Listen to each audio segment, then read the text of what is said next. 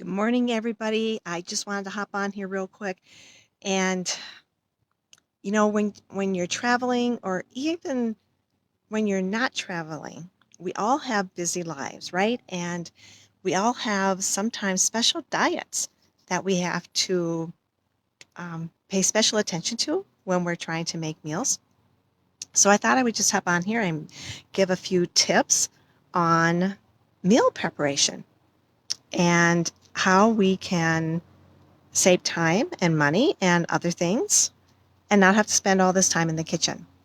So, first of all, when we do meal prep, and I'm talking meal prep ahead of time, you know, there's you're saving money because you're not wasting ingredients because it's sitting in the refrigerator and you don't know what to do with it, or you didn't have time to do it, to take care of it before it got spoiled.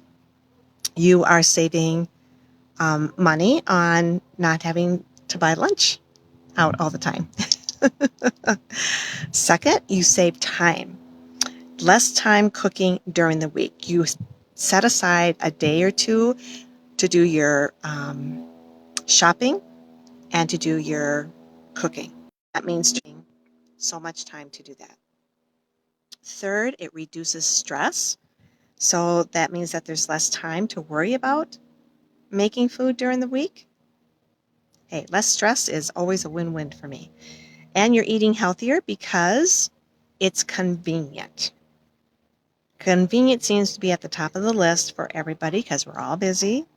And so if it's already made, it's easy to just go in and grab. It might take a few minutes to cook it up, but it's you're eating that healthy food. And so because it's convenient, you're going to resist or reduce the temptation to eat those less healthier food choices. Okay? So there's several different types of food prep. I'm just going to briefly go through them. There's about 5 different ones. First, you can reheat a fully cooked meal. Leftovers. Okay? Second, you can assemble ahead of time.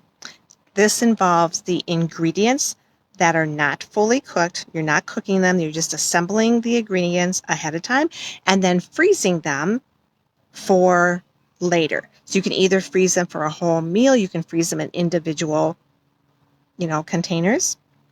Third is prepping the ingredients.